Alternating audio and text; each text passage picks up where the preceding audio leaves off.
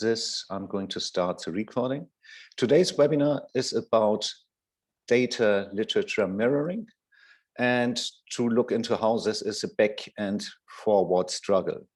So we hope that the learning outcomes are to learn how to use mirroring as a tool, so to assure that the literature and data inform each other across your thesis, and more specifically for you to understand what mirroring is about, how to mirror your data and literature through the thesis, to understand what data literature mirroring angles do exist, and to learn about the prerequisites for data literature mirroring to work out. And by the end, before we stop, there will be a group activity where you will have the chance in small groups to reflect on your data and literature thesis chapters or draft structuring, and to analyze and evaluate how well these match at the moment. So what is mirroring about? It is a systematic approach to see how the different parts of the thesis relate to each other, and it can serve you as a tool to build up consistency across the thesis, but also your research project as such. It can serve you as an analytical framework to support boundary building, so to understand what's within the thesis and research and what's out. And it's a mean to communicate your work to others. And ultimately, it's nothing that we invented, but it's a century-old thing with many application scenarios, including from music and opera. So there's also a wealth of literature available on that in the case you want to learn more about mirroring. Now, talking about music and opera. Mirroring provides you with an holistic overview on how the different parts of the thesis relate to each other. And in the case that you have specific but not generic heading, it allows you exactly to identify what might be missing and how things are aligned. Now, for this very example, can you spot the apparent inconsistency in this table of content? I pause here for some seconds so for you to see how the introduction, the literature review, the methods, the findings, the analysis, and the conclusion match to each other. You will see different symbols from music. Some are at some parts in the table of content and others are in other parts. And if you look into it, you can see an apparent inconsistency. Has anyone spotted it thus far? Or was anyone at an earlier webinar and knows about? No? Damn it. Oh yes, sorry, am I on mute or not? Can you hear me? Yes. Oh yeah, okay, I wasn't sure if I was muted. Well, you've covered the drums, for example, on the literature review and in the conclusions, but there don't seem to be any findings that I can see that relate to that. Let me see what else. You've got trumpet in your findings, but you don't have anything in your literature review related to that. There are a couple of things that I spotted straight away. Very good. Well spotted. On the one thing, exactly the drum is not in the findings, but on the other hand, there's a trumpet. So that means something has happened in between our initial assumptions in the literature review, once we were going through it, and the findings, analysis, and conclusions that we have been compiling. Now, the reason for that, we do not know why the drums are part of the literature review, but are not part of the findings. It can be that for scene setting purposes, they have been there, like you provided an introduction and you looked at different fields that are of potential relevance to the area of study. That could explain why the drums are there. Or you assumed it would be part of the problems that you're researching, but the findings then suggest that they are not there. And this might well be an scenario in case, because if you look in 612, you will see the drums are again there. So they are not forgotten, but they are just not showing up in the findings and analysis. So perhaps there was nothing in the analysis to be picked on, and it turned out to be a neglectable point. That would make sense. Likewise, the trumpet could well not have been covered in the literature review for the reason of not being part of the initial problem framing, but an unexpected finding. that came out from the data that have been collected. And therefore, only from that point onwards, it was included in the thesis. Now, even if this would have been the case, very likely you would have read, you would have consulted the literature about what is known about the trumpets in this situation and context, and then you would have knowingly excluded it from the written thesis because of X as an argument. So this might be one of the scenarios, or it might well be you've just been forgetting it, and therefore it's an inconsistency of your work. So those both opposite ends do exist. The benefit of having this mirrored out is, however, it serves you exactly as a tool and framework on looking in a more structured way into your thesis. If you would have worked over generic titles, but not specific ones, like, for example, introduction, problem statement, background, outline, or methods, theoretical perspective, analytical framework, research questions. Now see, if you use only generic titles, you will see none of that because you cannot.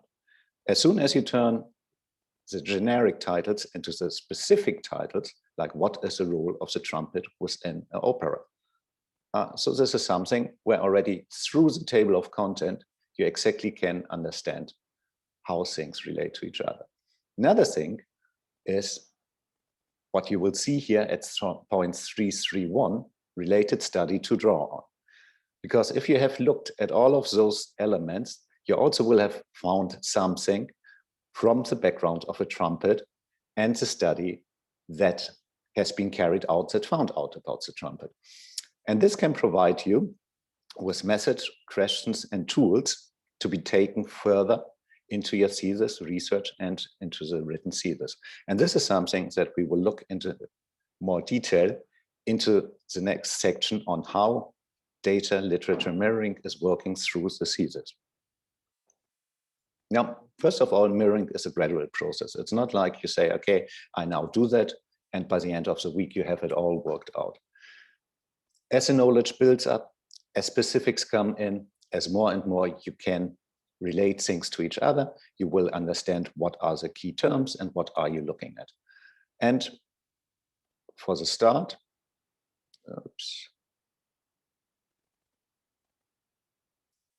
once you start with the initial problem definition, you can already work out the problem domains that you feel exist. So in this case, for example, you look at community-based healthcare provision, and you understand that there seem to be 6 or 7 different areas that you need to be looking at, like perception issues, absence of guiding policy, contract management, lack of human resource capacity, utilization of non-experts in the field, and a lack of medicine storage things.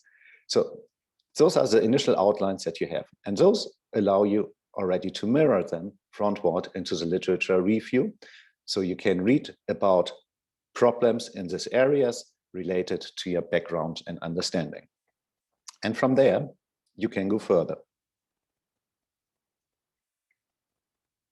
You can go further because as soon as you write down your initial problem understanding, it becomes part of the data collection process, preparation, and leads into the data and findings chapter. Reason being, there will be, unless you are in a lab environment, but more in a work environment where you are exposed to the problem for many years, there will be a lot of tacit knowledge sources, there will be a lot of communication, a lot of data that will be readily available to you that just wasn't organized thus far. That means before you actually start the official data collection process of your thesis research and research project, there's already a wealth of data and information that you can be drawing on. So if you start over the first outlining of the problem, then you read into the literature a slight bit, and then you move further into working out how the same things,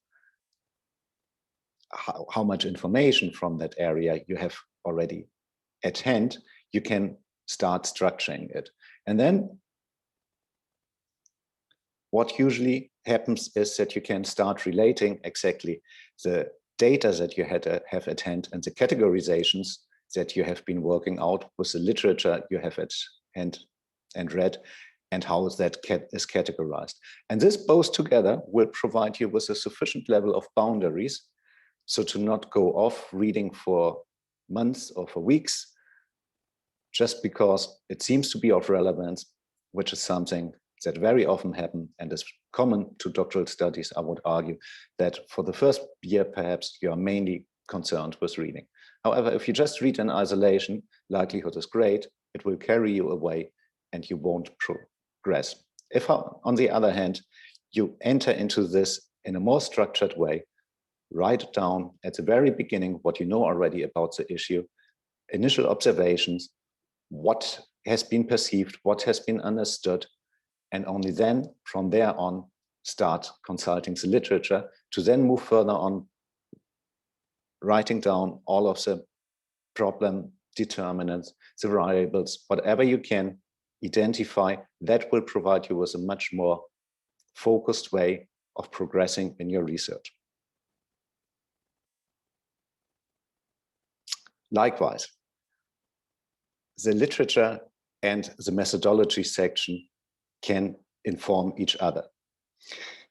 You will be able to isolate from key literature sources related studies and how these have been carried out.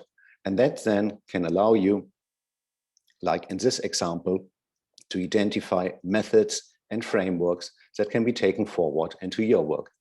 And this is something that is, again, a mutual front and back, because as soon as you read those studies, they will provide further information that point you to other literature sources.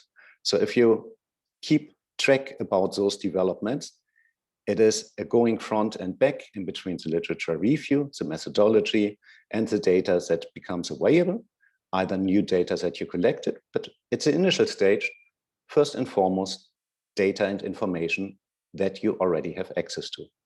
So as more structured, as you progress through this, as more available will become the information, and as less time you will spend on just reading, on just doing some research, on just putting together some research question for whatever reason. And those are three clear things that can waste a lot of time in your thesis research, and that will put you back or where you lose any boundaries and hold. So if you work in this structured way, then you will be very much guided by your notes, by your writing, in your thoughts, and what you're doing. Is there any questions thus far? Am I progressing too quick?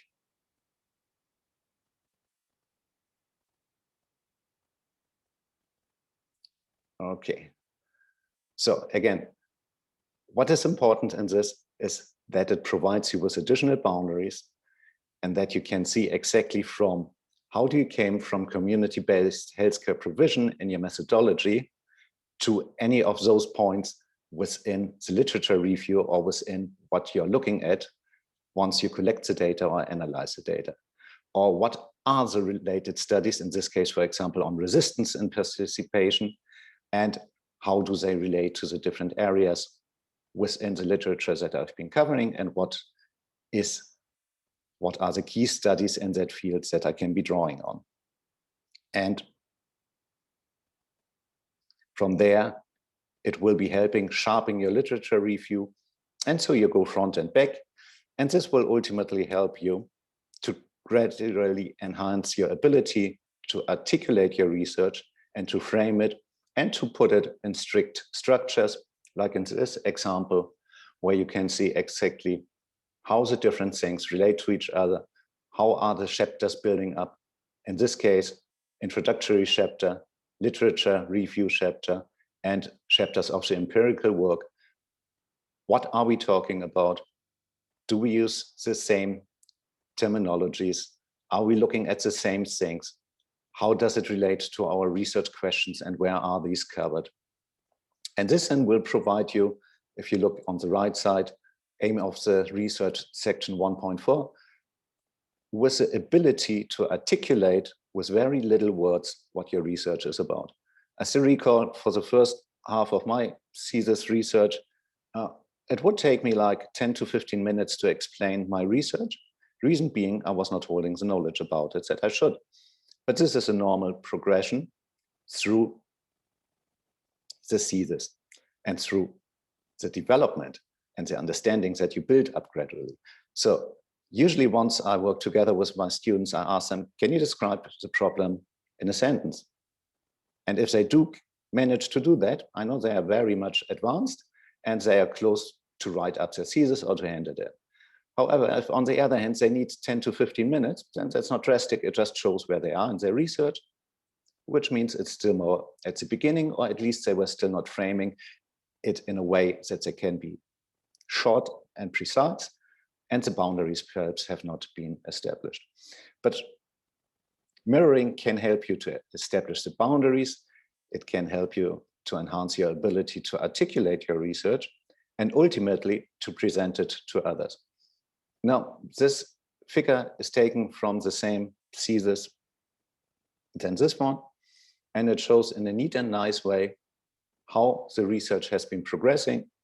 And it looks very linear and tidy, but please forget about that. Research is not linear. It's not tidy, and it's usually a bit messy, and it's not as straightforward as it's presented here. But any research thesis that you will find that made it through will provide the impression that it was known right from the way how the research goes. It starts with a neat introduction and it ends with a conclusion, and every information in between is sequential. So this is how the research might be written up, but it's not how it comes together. However, if you start from the beginning to work in a very structured way and to mirror gradually out your research chapters or the different parts of the research, like in this case, the data and literature, then that will allow you to progress in a much more structured way. Now, are there any questions up to this point? Okay. So for those that I couldn't reach with this way of presenting what is mirroring about, I gave it a thought on how could I present it from a slightly different angle. And I came up with two different angles that I now want to present. Now, this is from a webinar on doing research, not development, this image.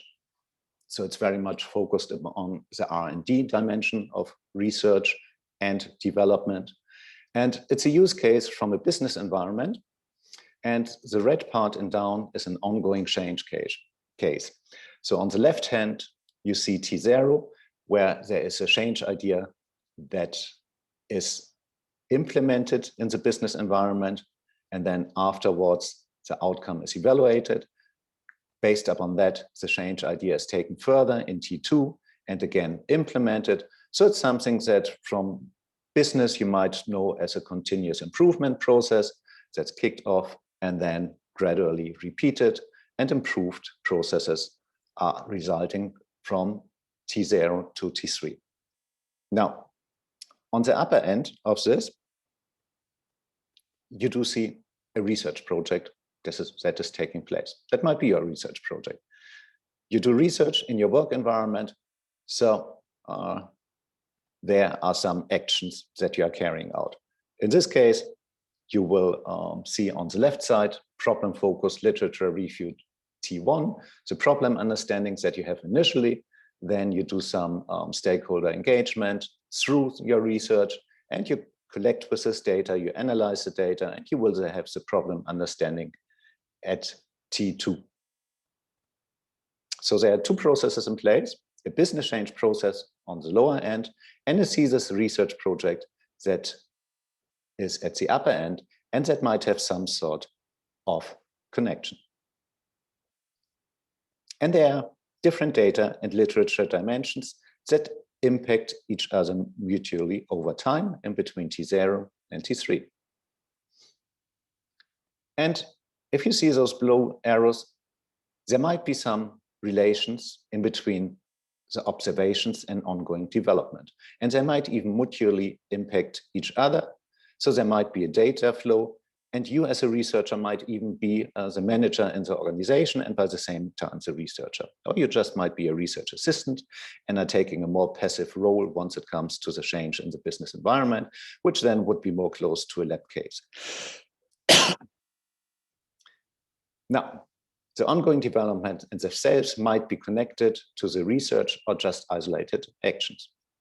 But whatever the case, it provides you with a very rich data and literature environment, and where you will have access to and undertake much more in-depth analytics, literature review, data review, because you have on the upper end, the academic perspective, and on the lower end, the business perspective, not literally speaking lower end perhaps, but this provides you with a very complex environment. So if you use mirroring as a method and tool, it will allow you to structure the information in a much clearer way and to understand what it is about. If, for example, you look in the upper end, you see a circle of constructing, planning action, taking action, evaluating action, which in academic terms is called action research. Now, very unlikely if you talk to someone in the business environment, they will understand what is action research about. Now, interestingly though, if you look at the lower end, you see something that says act, plan, do, study. Now, everyone who took a degree in business, I would argue, knows about the cycle. It's the Deming PDCA cycle. Now, and the purpose is quite comparable, I would argue. And if you talk with someone in the business environment about the PDCA cycle and how you use something similar in your research environment, it will enable you to establish, for working purposes, a common vocabulary. So again, preciseness of what you're doing allows you to identify that, oh, see, what I'm doing is action research. However, this is not entirely unknown from how things work in the business environment.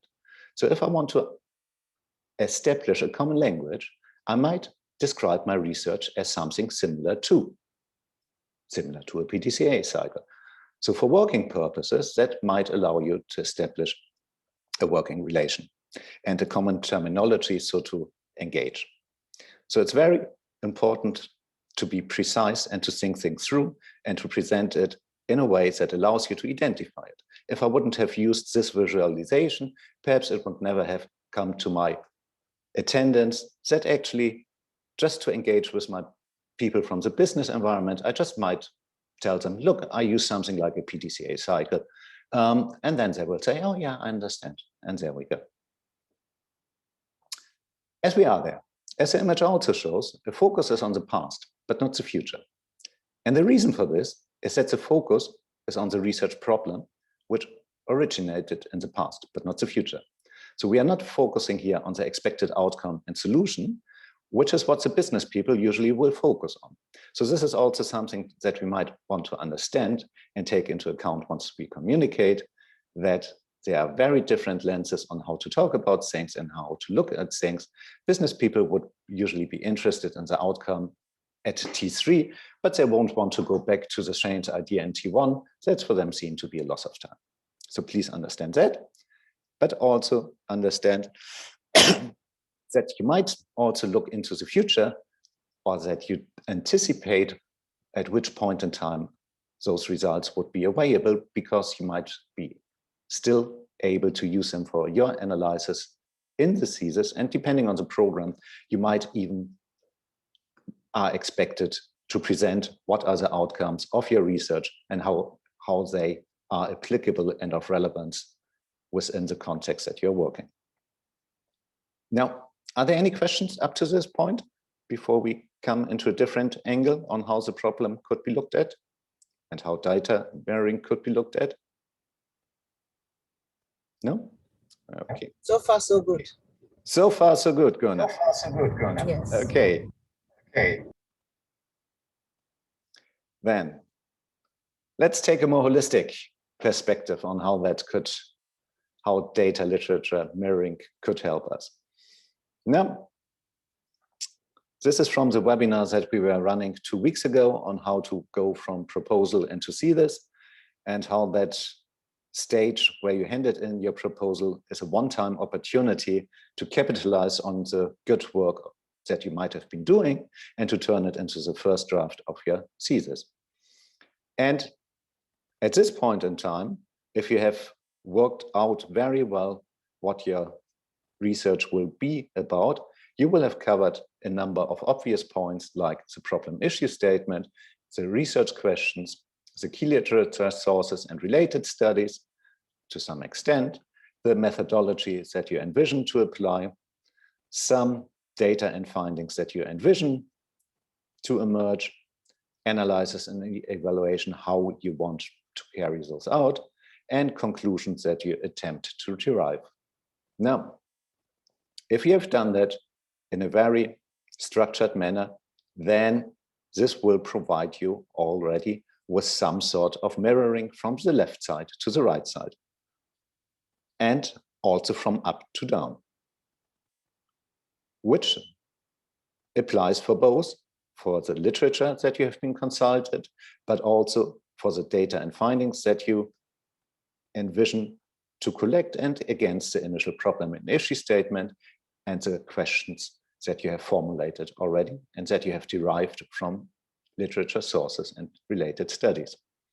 And this then will allow you to translate it in a very structured way in the first thesis draft table of content.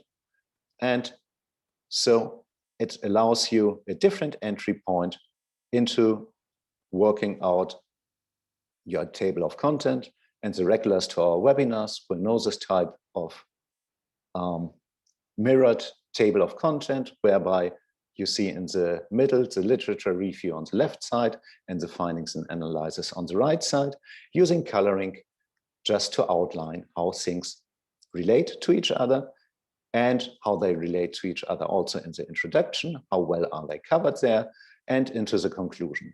How does it or does it not lead into the things I present in my conclusion? Now, this table can be a use, and this approach can be a useful tool so to guide you into working out your thesis structure and your research more generally. But there are prerequisites for that to work out.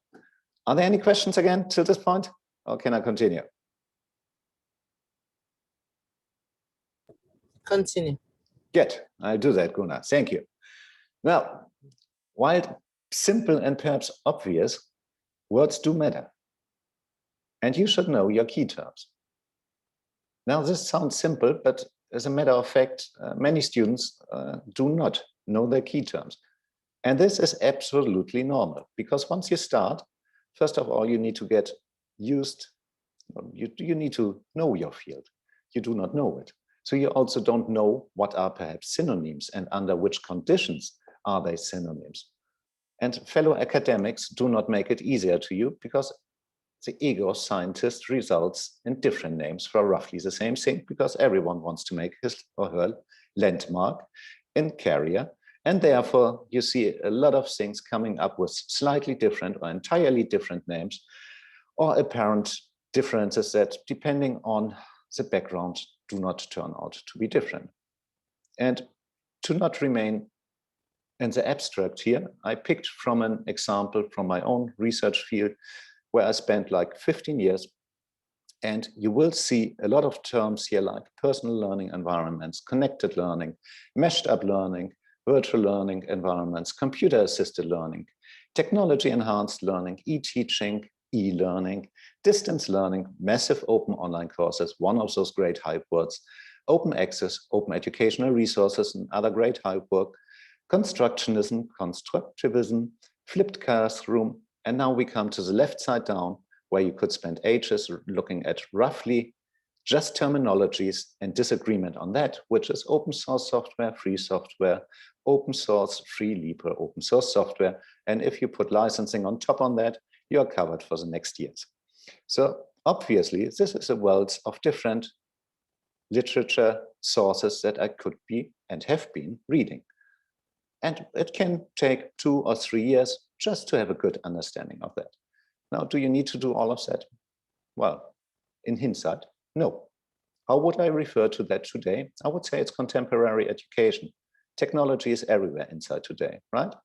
In the email, as we speak here, you have not been flying over to Portugal. No, you anyway wouldn't be allowed. Now, technology is omnipresent. Yeah, so there are many things that we do not need to look into detail in, unless we want to discuss it from a historical perspective, or unless we focus on a subset, like, for example, software technology is as open or closed and licensing. Now, for everything else, it depends on really what the research focus is and what do you want to look at. Now, in my case, it was the design and process of education, for which case I perhaps needed a working understanding on all of those fields, but I would not have needed to study them in detail. Having done so will have gotten me a bit more knowledge than I perhaps would have needed, to put it mildly, but it could have cut me off 5 years of my study time if I would have just worked in a more structured manner and understood what are the key terms that I'm needing and how do the data and the literature parts actually inform each other, and what does it mean for the research on where I need to progress. Now, knowledge and understanding will unfortunately emerge and evolve only over time, as much as the research questions and what they answer. And the mirroring across data and literature, the wider research and the thesis will be a constant process that would be required from you as you move through your thesis. It's nothing that becomes available at one point in time, and it also needs to be balanced within how the research as such is progressing. Now, the data and literature are not isolated, but tightly connected to your initial research questions and to the progression of these questions. And if you want more to learn more about that, we have a dedicated webinar on just how to formulate research questions. So please be welcome to take a look at that. So it's an ongoing process that requires time. And if you want to know more about that and about mirroring more in general, please be welcome to our next webinar on mirroring as such, which will take place at 15th of May. But if you want to learn more about the wider context, including the research questions and how they progress, please be welcome to check our course on writing up and structuring your thesis, which is available in 3 formats, one of which is free self-study. So you can access it whenever you want. But if you want to have some more hands-on support, we also can run you through in a fully tutored or with on-demand feedback as you require. With this, we will go off the record. Give me a moment, please.